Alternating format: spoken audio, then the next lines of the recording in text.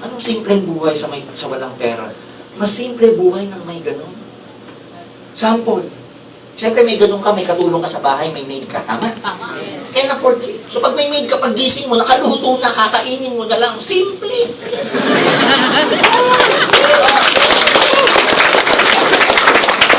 Pag wala kang maid, ikaw pa magluluto. Kung may lulutuin.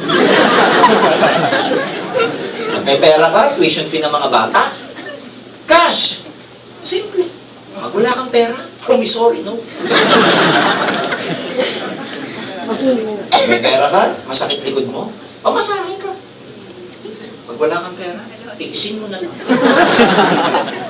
Iba yung buhay pag nandito ka kaysa nandito. Kasi pag nandito ka, may choice ka. Pag nandito ka, kung ano yung nandyan, yun na yun, hindi ka pwede mamili.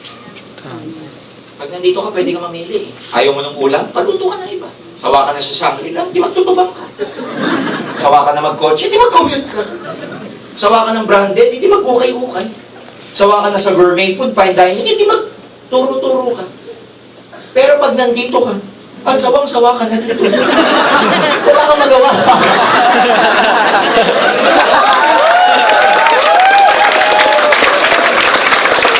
Ngayon, sasabihin mo sa akin, mas simple yung money may never be the most important thing in the world, but everything that is important is affected by money.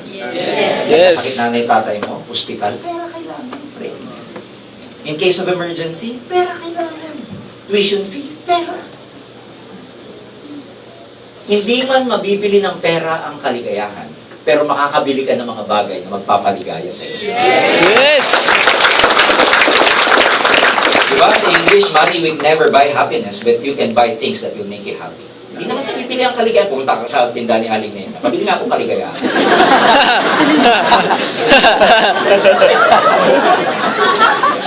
Pero pag marami kang pera, naglambing sa'yo nanay mo, luma na ref namin, nanay, luma na ref nyo, sige po, bukas, dalawa na yan.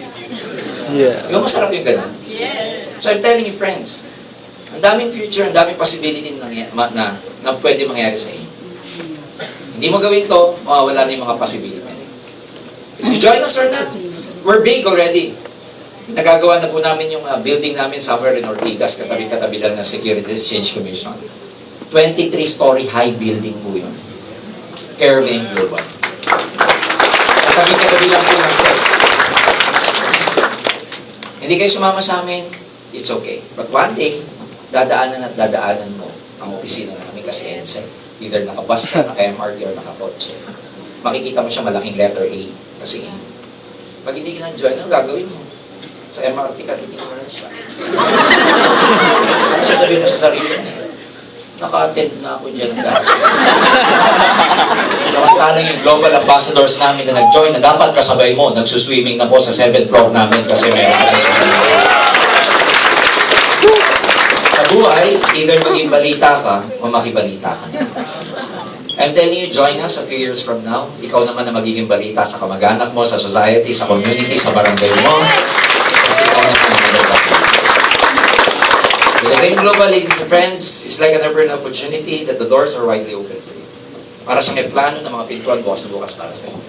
Sumama kayo, welcome na welcome. Hindi kayo sumama, okay lang. But whether you join this airplane or not, whether you like it or not, this airplane of opportunity will truly fly, kahit hindi ka kasama. Ang akin po doon, kahit hindi ka naman kasama, lilipad siya. Mano ba't sumama ka na lang para kasabay ka sa paglipad? Yes.